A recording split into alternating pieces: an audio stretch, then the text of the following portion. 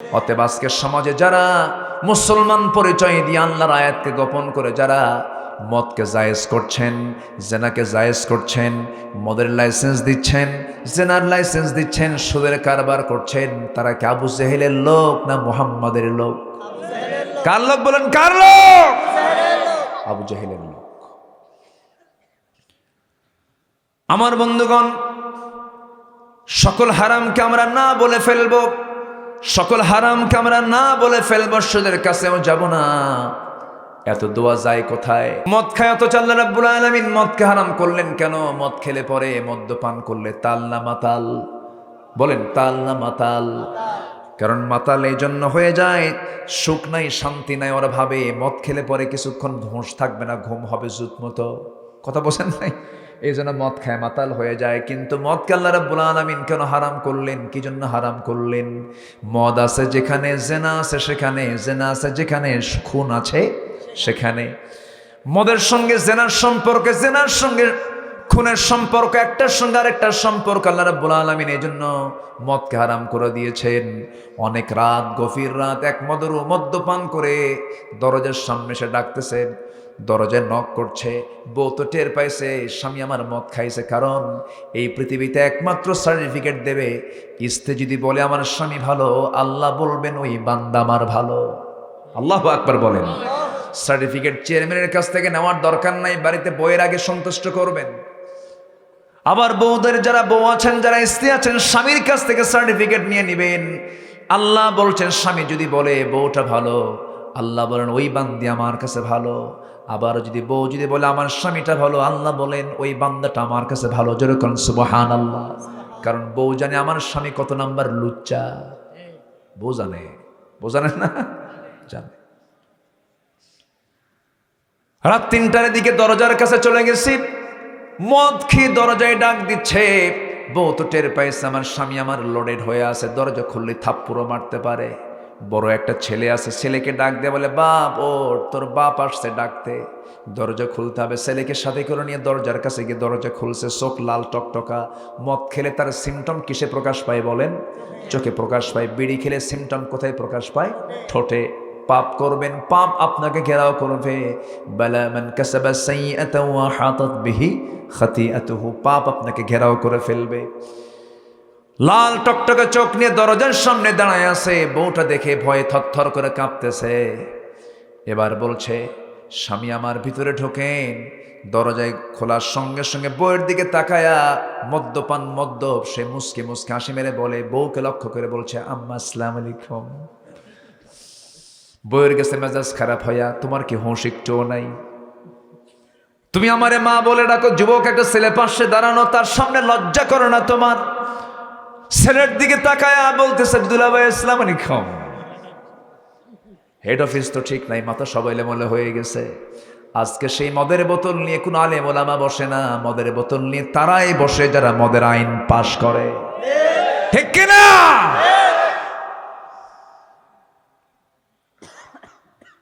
আল্লাহ রাব্বুল আলামিন বলছেন যারা আমার আয়াতকে যারা গোপন করবে, আমার হেদায়েতকে যারা গোপন করবে, আল্লাহ বলছেন এই কাজটা যারা করবে, উলাইকা ইয়ালআনুহুমুল্লাহ, ওই সমস্ত বান্দার উপরে লানত করেন সরাসরি কে? আসতে বলবেন না কে? আল্লাহ যদি লানত করেন সেই বান্দার কি বাঁচার কোনো উপায় আছে নাকি? আমরা আল্লাহর কাছ থেকে লানত চাই না রহমত চাই? লানত চাই না রহমত চাই? অতএব এই দুনিয়াতে থাকবো যতদিন আইন মানব কার? বিধান মানব কার?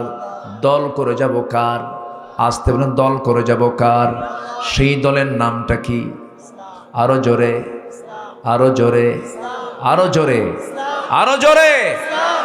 আমাদের রবকে, আমাদের নেতাকে বলেন, আমাদের নেতাকে বলেন মুহাম্মদ সাল্লাল্লাহু আলাইহি ওয়াসাল্লাম। আর আমাদের সংবিধানটা কি বলেন? আরো জোরে, সংবিধানটা কি বলেন? তাহলে আমাদের রব আল্লাহ, নেতা মুহাম্মদ সাল্লাল্লাহু, আর সংবিধান হলো কোরআন। এই তিনটার মধ্যে যদি কোনো বান্দা যদি কোনো কথা বলতে আসে, গলাটা চিপে ধরবো।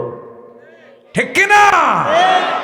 এই তিনটার মধ্যে কোনো প্রকার চাপাবাজি করা যাবে না। আমার ভাইয়েরা, নবীজি এই কথাগুলো সুস্পষ্টভাবে যখন বলা শুরু করে দিলেন, বাতিল দুর্গে গিয়ে আঘাত হানলো। মদ্যপান আবু জেহেলের কাজ ছিল, সুদের কারবার আবু জেহেলের কাজ ছিল, জেনার কারবার আবু জেহেল করত। তিনটা কাজের সঙ্গে সম্পর্ক আবু জেহেলের না রাসূলের? কার সম্পর্ক বলেন? অতএব আজকের সমাজে যারা মুসলমান পরিচয় দিয়ে আল্লাহর আয়াতকে গোপন করে যারা মদকে জায়েজ করছেন, জেনাকে জায়েজ করছেন, মদের লাইসেন্স দিচ্ছেন, জেনার লাইসেন্স দিচ্ছেন, সুদের কারবার করছেন, তারা কি আবু জেহেলের লোক না মুহাম্মাদের লোক? কার লোক বলেন? কার লোক? আবু জেহেলের লোক। আমার বন্ধুগণ, সকল হারামকে আমরা না বলে ফেলবো, সকল হারামকে আমরা না বলে ফেলবো, সুদের কাছেও যাব না। এত দোয়া যায় কোথায়? একজন সাহাবী সাদ ইবনে আবি ওয়াক্কাস রাদিয়াল্লাহু আনহুর নাম সবাই শুনেছেন। এই সাহাবী যত দোয়া করেছেন, সঙ্গে সঙ্গে আল্লাহর দরবারে সেই দোয়া মঞ্জুর হয়ে গেছে। সাদ ইবনে আবি ওয়াক্কাস এমন একজন সাহাবী ছিলেন যিনি সমুদ্র পাড়ি দিয়েছেন, কোনো যানবাহন লাগে নাই, কোনো নৌযান লাগে নাই। শুধু তিনি পার হন নাই, 10,000 মুজাহিদ নিয়ে তিনি পার হয়েছেন। সমুদ্র উত্তাল তরঙ্গমালা পার হয়েছেন। কোনো নৌযান লাগে নাই, কোনো জাহাজ লাগে নাই, কোনো নৌকা লাগে নাই। ঘোড়া নিয়ে সমুদ্রের তীরে দাঁড়িয়ে সাহাবে কেরামকে বললেন, সাহাবীরা ও মুজাহিদেরা, এই যে কালিমার পতাকা দেখতে পাচ্ছ, কালিমার পতাকা তোমরা এই পারে দেখতে চাও না ও পারে তোমরা উড্ডীন দেখতে চাও? ও পারে আমরা কালিমা দেখতে চাই। এই কথা শোনার সঙ্গে সঙ্গে সেজদায় পড়ে সাদ বিন আবি ওয়াক্কাস আল্লাহর কাছে প্রার্থনা করলেন, দোয়া মঞ্জুর হয়ে গেছে। শুধু বললেন, শোনো মুজাহিদেরা, আমি চক্ষু বন্ধ করে ঘোড়া ছাড়িয়ে দেব সমুদ্র বক্ষে, আমাকে তোমরা ফলো করবে। আল্লাহু আকবার। সমুদ্র বক্ষে তিনি তার ঘোড়া ছাড়িয়ে দিলেন, চোখ বন্ধ করে রওনা দিলেন। বিশাল দরিয়া তারা পার হয়ে গেছেন। ইতিহাস লিখতেছে, কোন মুজাহিদের শরীর তো ভেজা দূরের কথা, ঘোড়ার পায়ের খুর পর্যন্ত পানি স্পর্শ করে নাই। পার হয়ে গেছেন। কার সাহায্য?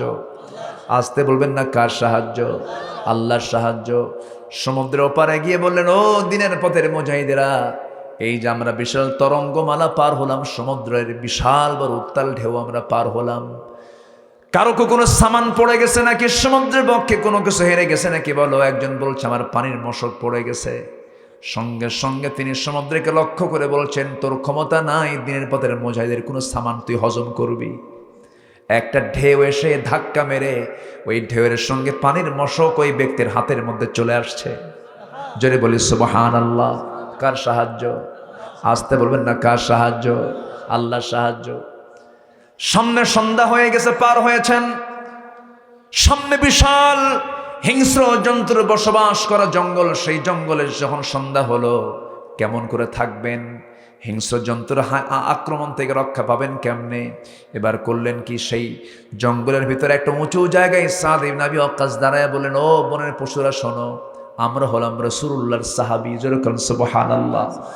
আমরা দিন কায়েমের জন্য সফরে বের হয়েছি, কিন্তু আজকে বাধ্য হচ্ছি রাত্রিটা আজকে এই জায়গায় অবস্থান করব, যাওয়ার কোনো সুযোগ নেই, অন্ধকার রাত। অতএব তোমরা বনের যারা হিংস্র জন্তু আছো, সব তোমরা এই জঙ্গল থেকে অন্য জঙ্গলে চলে যাও, আমরা আরামে ঘুমাতে চাই। কিতাব এসেছে, সাদ বিন আবি ওয়াক্কাসের বক্তব্যের সমস্ত প্রাণীদের বুঝ আর বুঝতে বাকি নাই। সমস্ত প্রাণীর জঙ্গলের সমস্ত প্রাণীরা, হিংস্র জন্তুরা বাঘের লাইনে বাঘ, সিংহের কাতারে সিংহ, অজগরের কাতারে অজগর, কাতারে কাতারে এই জঙ্গল থেকে অন্য জঙ্গলে তারা পাড়ি দিয়ে সাহাবাদের জন্য গোটা জঙ্গল ছেড়ে দিয়েছে। যেরকম সুবহানাল্লাহ।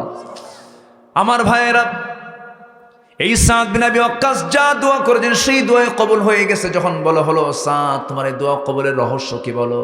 সাদ বিন আবি ওয়াক্কাস বলেন, আমার জীবনে দিন যেদিন গ্রহণ করেছে সেই দিন থেকে নিয়ে মৃত্যুর দিন পর্যন্ত আমি একটা লোকমা খাবারও কখনো হারাম কোনো খাবার আমার পেটে তুলি নাই। এই জন্য হারাম কোনো খাবার খাওয়া যাবে, হারাম কোনো কাজে যাওয়া যাবে, হারাম কোনো দলে যাওয়া যাবে। আমরা দল করব কার? আসতে বলবেন না, কার? আল্লাহ তাআলার লানত পরে কার উপরে? আল্লাহ তাআলা তার উপরে লানত করেন যে বান্দা আল্লাহর আয়াতকে যারা গোপন করবে, আল্লাহর আয়াতকে যারা আড়াল করবে, আল্লাহ তাদের প্রতি লানত করেন। ওয়াইলানুহুমুল্লাহ, আইনুল লানতকারীরাও তাদের প্রতি লানত করে। তবে হ্যাঁ, আল্লাহ বলছেন ইল্লা তবে হ্যাঁ আল্লাযীনা যারা তাবু তওবা করবে, যেরকম সুবহানাল্লাহ, কি করবে? তওবা করবে। তওবা করার সময় এখন আছে না নাই? আসতে বলবেন না, আছে না নাই? দোয়া করে দিই নাকি? ওই যে দু একজন করে উঠে যায়, ও চাপ চোপ লাগছে না? চাপ টাপ তো লাগতেই পারে, একটু বসেন। নতুন মসজিদ হয়েছে পাশে, দেখছেন না আপনারা? মসজিদটা কার ঘর? আসতে বলবেন না, কার ঘর? মসজিদ বানানোর পর যদি কোনো ব্যক্তি দাবি করে যেটা আমার মসজিদ, এই কথা বলা হালাল না হারাম? হালাল। হ্যাঁ, থামেন। ও আচ্ছা, হ্যাঁ থামেন। এমন জাতীয় কথা কি বলা যাবে কখনো? আল মসজিদু বাইতুল্লাহ, মসজিদ কার ঘর?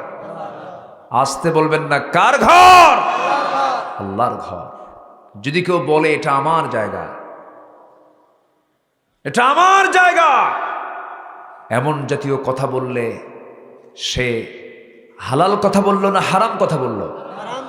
মসজিদ আল্লাহর যেটা হয়ে গেছে একবার, এটাকে কেউ নিজের অধিকার বলে দাবি করতে পারে?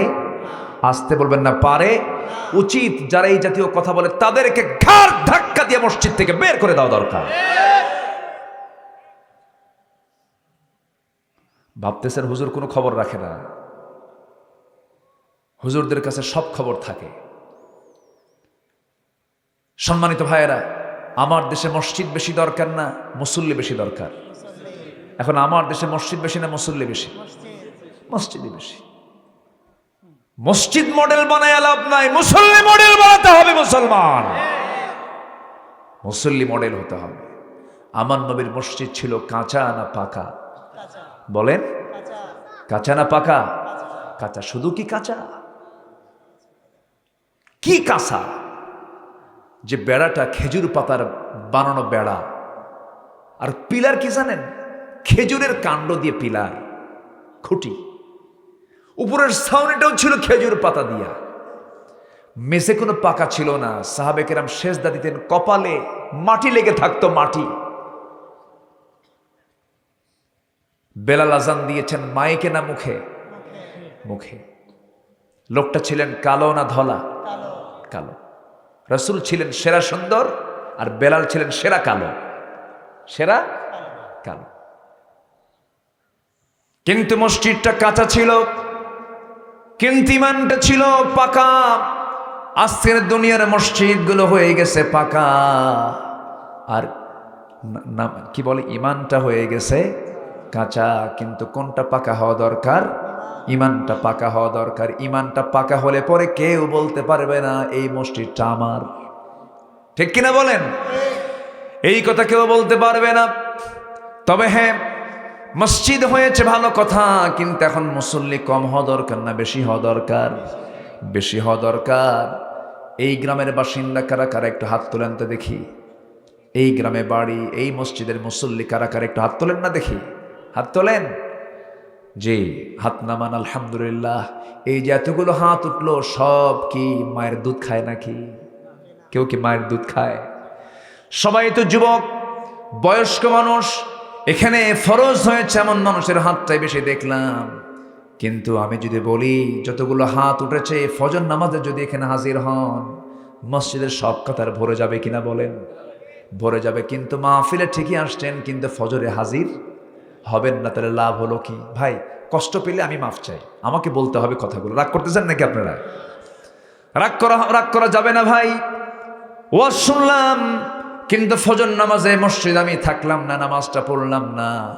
আমার বন্ধুগণ, আমার ভাইয়েরা, 2 রাকাত ফরজ নামাজ শুধু ফজরের নয়, 2 রাকাত সুন্নত নামাজ, আগে যদি 2 রাকাত সুন্নত নামাজ পড়া হয় ফজরের, এই 2 রাকাত সুন্নত নামাজের দাম আল্লাহ তাআলা বলেছেন, রাকাতাই সালাতুল ফজর খায়রুম মিনাদ দুনিয়া ওয়া মা ফিহা। আল্লাহ তাআলা বলেন, ফজরের 2 রাকাত সুন্নতের দাম হলো এই দুনিয়ার মাঝে যা কিছু আছে তার চাইতে দামি আমার আল্লাহর কাছে। আমার আল্লাহর কাছে দুনিয়ার চেয়েও দামি 2 রাকাত সুন্নতের দাম। এত দাম, এত দাম দিয়েছেন ফজরের 2 রাকাত সুন্নতের দাম যদি এত হয়, ফরজের দাম মনে হয় আরো কম, আরো বেশি। এই সুন্দর সুন্দর অফারকে আমরা কেমন করে প্রত্যাখ্যান করি? আমরা ফজর নামাজ পড়বো তো রাজি আছি তো? ফজর পড়বেন কারা কারা? একটু হাত তুলে দেখান দেখি। ফজর কারা কারা পড়বেন? ফজর আসল নামাজ হচ্ছে ফজর, জুমার নামাজ এটা সবাই পড়ে। ফজর পড়বেন কারা? একটা হাত তোলেন। নিয়মিত ফজর, যার ফজর হবে তার জোহর বলা লাগবে না, এমনি হবে। আসর এমনি হবে, মাগরিব এমনি হবে, এসব এমনি হবে। ফজর হলো চ্যালেঞ্জ। ফজর পড়বেন কারা কারা? একটা হাত তুলে দেখেন দেখি। হাত তোলেন দেখি, হাত তোলেন। এ কেউ কেউ অর্ধেক হাত তোলে, অর্ধেক হাত তোলে না।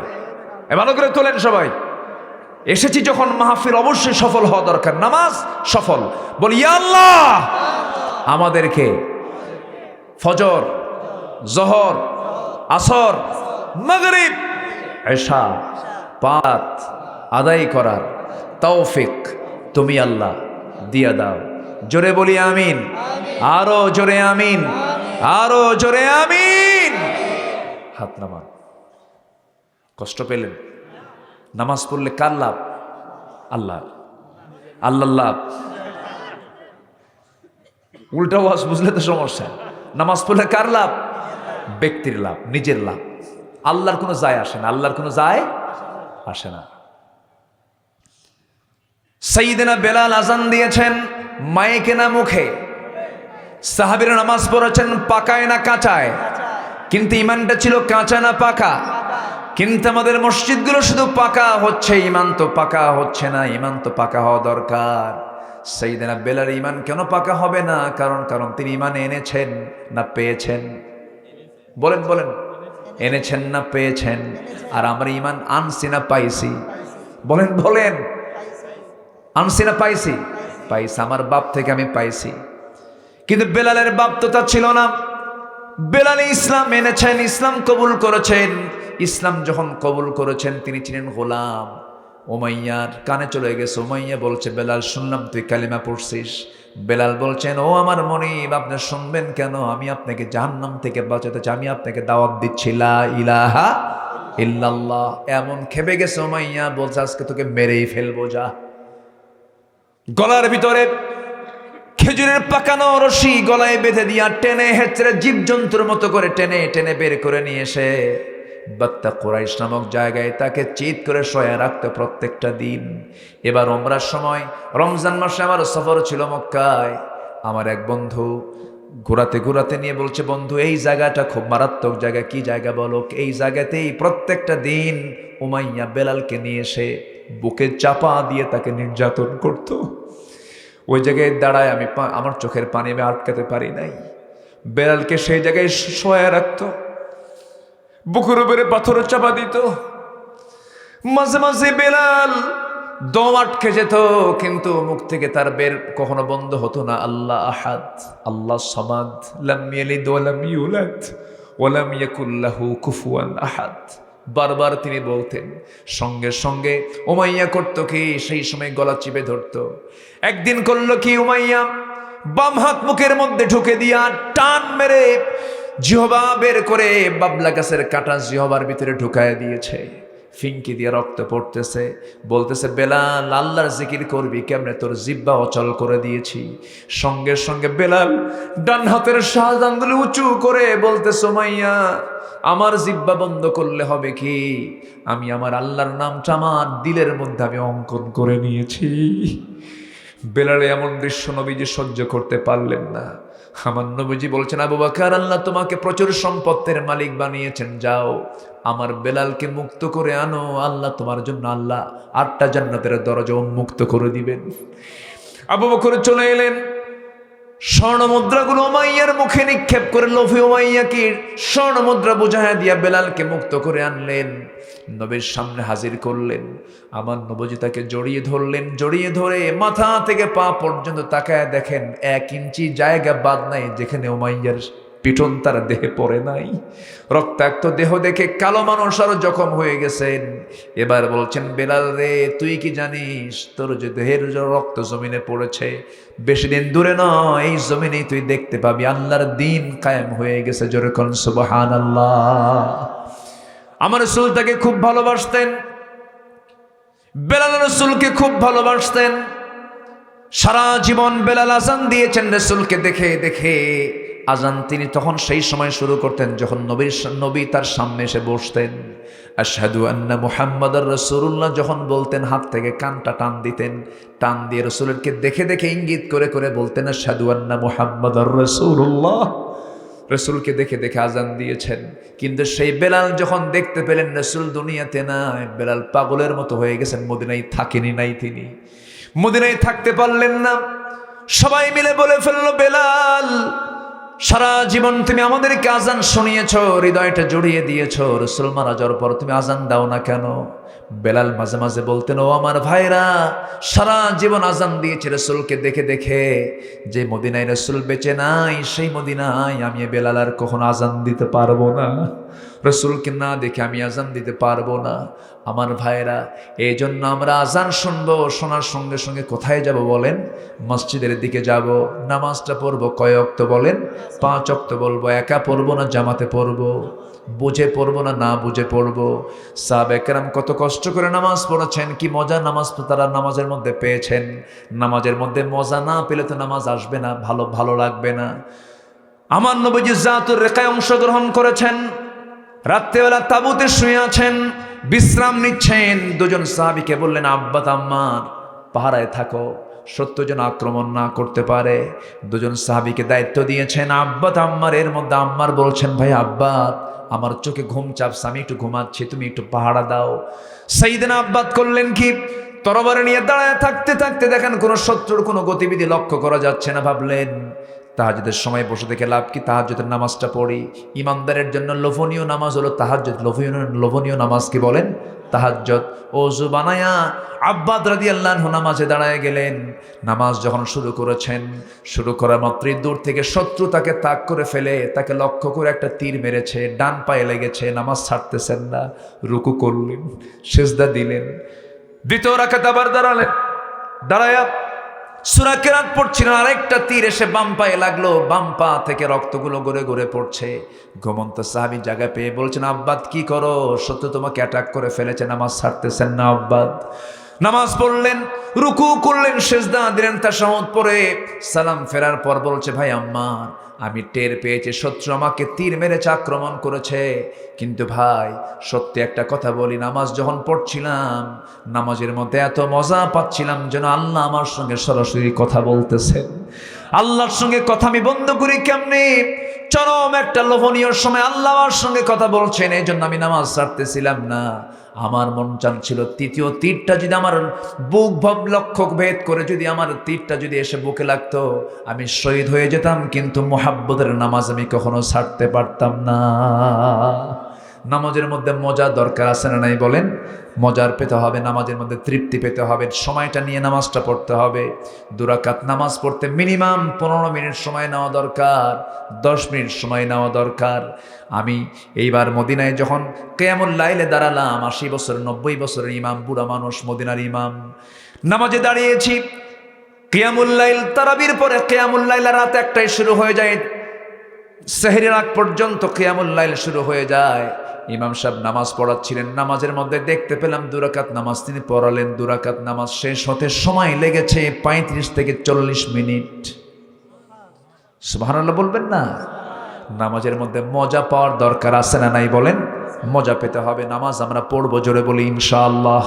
মসজিদ নতুন হয়েছে, মুসল্লি আমরা নতুন হব, জোরে বলি ইনশাআল্লাহ। আরো জোরে বলি ইনশাআল্লাহ। আমার ভাইয়েরা, এটাই হলো তওবা, ফিরে আসবো। ইল্লাল্লাযীনা তাবু, যারা ফিরে আসবে।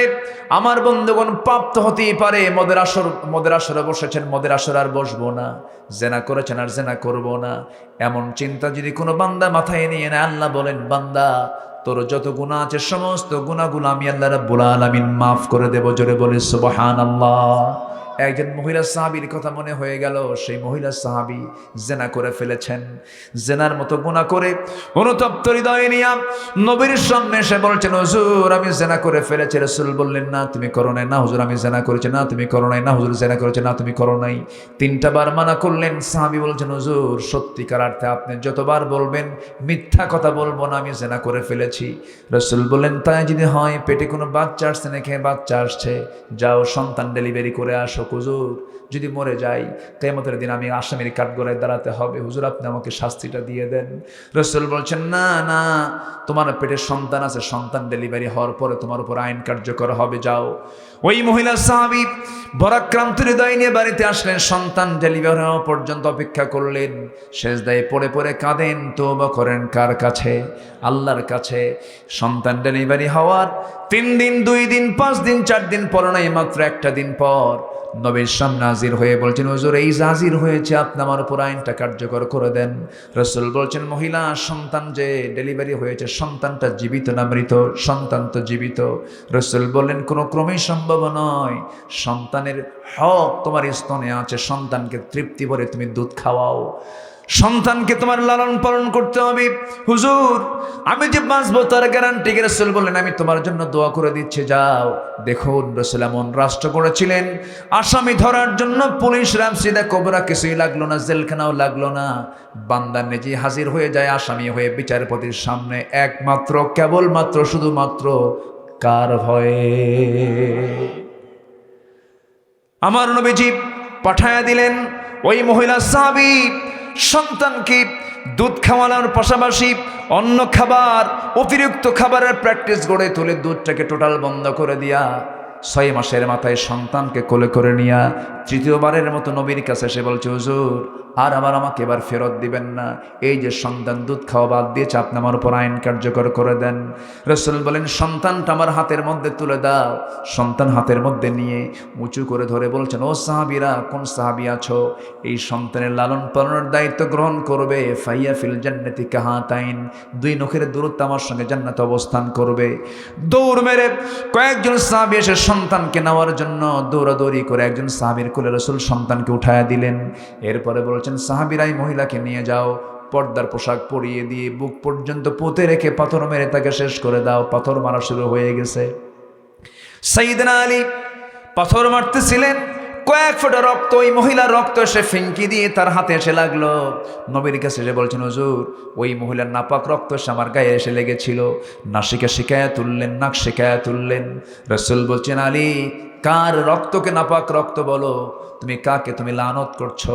কাকে তুমি এরকম করে অভিসম্পাত করছো? তুমি কি জানো ওই মহিলার রক্ত জমিনে স্পর্শ হওয়ার পূর্বে আল্লাহ রাব্বুল আলামিন তাকে জান্নাতের মেহমান বানায় নিয়েছেন, মেহমান বানায় নিয়েছেন।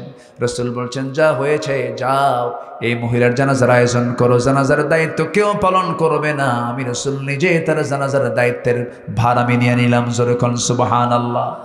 জানাজা শুরু হয়ে গেল, নবীজি আমার জানাজা শুরু করে দিলেন। জানাজা সম্পন্ন হওয়ার পর নবীজি সাহাবা একরামকে লক্ষ্য করে বলছেন, সাহাবীরা এই যে মহিলার জানাজাটা পড়ানো হলো, এই মহিলা জীবনের শেষ সময় পর্যন্ত যে পরিমাণ তওবা করেছে, চোখের পানি ফেলে ফেলে কেঁদেছে, এই তওবা যদি মদিনার 70 জন গুনাহগারদের মাঝে যদি বন্টন হতো, প্রত্যেকের গুনাহ আল্লাহ রাব্বুল আলামিন মাফ করে প্রত্যেককে জান্নাত দিয়ে দিতেন। জোরে কোন সুবহানাল্লাহ। সেই তওবার দরজা ভাই এখন আছে না নাই বলেন? আল্লাহ বলছেন, আমি তাদেরকে মাফ করে দেব। আল্লাহ রাব্বুল আলামিন বলছেন, ইল্লাল্লাযীনা তাবু وأصلحوا وبينوا فأولئك أتوب عليهم وأنا التواب الرحيم। জোরে বলুন আল্লাহু আকবার। তবে যারা তওবা করবে, কি করবে? তওবা করবে। ওয়াসলাহু, যারা ইসলাহ করবে, সংশোধন করে নেবে, যারা জীবনকে সংশোধন করে নেবে, সুন্দর করে গুছিয়ে নেবে, নামাজ ভিত্তিক জীবন যাপন করবে, হারামকে বর্জন করবে। একজন সাহাবী নবীর কাছে এসে বলছেন, হুজুর বেশি আমল আমি করব না, আমাকে কয়েকটা আমল শিখায় দেন। রাসূল বলেন, কি আমল তুমি করো আমাকে বলো, তুমি কি কি আমল করতে চাও? সাহাবী বলছেন, ইদা সাল্লাইতুল মাকতুবাত, 5 ওয়াক্ত নামাজ, ওয়াসুমতু রমাদান, রমজান মাসের রোজা, ওয়াহলালতুল হালাল, হালালকে হালাল জানা, ওয়াহারামতুল হারাম, হারামকে হারাম জানা, ওয়ালাম আযিদ আলা যালিকা শাইআন, এই 4টি কাজের বাইরে আর কোনো কাজ করব না। দুখুলুল জান্নাহ ইয়া রাসূলুল্লাহ, আমি কি জান্নাত পাবো নাকি? রাসূল সঙ্গে সঙ্গে বললেন, ও সাহাবী তুমি নিশ্চিত আল্লাহর জান্নাতে প্রবেশ করবে। জোরে বলি সুবহানাল্লাহ। আল্লাহ সবাইকে আমল করার তৌফিক দান করুন। জোরে বলি আমিন, আরো জোরে আমিন, আরো জোরে আমিন। যে যেখানে আছেন সবাই বসেন, আমরা চাইবো কার কাছে? আল্লাহর কাছে বসুন। এই মাহফিল এই বছর প্রথম এটা শুরু হলো, বলি আলহামদুলিল্লাহ। আমার আগের মেহমান রায়হান ভাই, তিনি আপনাদের কাছে মসজিদের জন্য কিছু চেয়েছিলেন। এই ওঠেন কেন মুরব্বী? বাবাজি বাবাজি দোয়া করে যাব আমরা। বসেন। এই মাহফিলটা প্রত্যেক বছর চালু থাক, সবাই চান না ইনশাআল্লাহ? এই গ্রামে কি প্রবাসী আছে? কতজন প্রবাসী? ভালোই আছে না মোটামুটি? এই যে ইতালি প্রবাসী ভাইটা কোথায়? ওই তো আলহামদুলিল্লাহ। আরো আছে তো গ্রামে, আরো প্রবাসী আছে না? যে প্রবাসী ভাইদের জন্য আমরা দোয়া করি আলহামদুলিল্লাহ। এবং এই গ্রামে যতগুলো ঘর আছে আল্লাহ তুমি প্রত্যেকটা ঘরকে কোরআনের ঘর হিসেবে কবুল করে, জোরে বলি আল্লাহুম্মা আমিন। তো এখানে যারা বসে আছেন, রব্বানা যালামনা আনফুসানা ওয়া ইল্লাম তাগফির লানা ওয়া তারহামনা লানাকুনান্না মিনাল খাসিরিন। গভীর রাত, নিঝুম রাত, ঝিমানো রাত্রিতে হাজারো মুসলমান নরনারীকে নিয়ে তোমার কালাম থেকে কিছু কথা বলেছি। গুনার বোঝা মাথায় নিয়ে কাঙ্গাল ভিখারির মতো দুটো হাত পেতে আছি। আল্লাহ, গুনার দিকে নজর দিও না, বান্দা মনে করে তামাম জিন্দেগির গুনাহগুলো মাফ করো।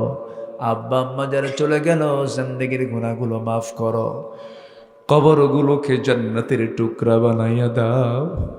অনেক আলোচনা শেষ করে বাড়ি ফিরে যাব।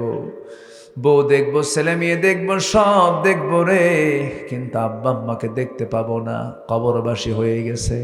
আব্বা আম্মার জন্য কি দোয়া তাও তুমি শিখিয়ে দিয়েছ। রব্বির হামহুমা কামা রব্বায়ানি সগীরা, রব্বির হামহুমা কামা রব্বায়ানি সগীরা।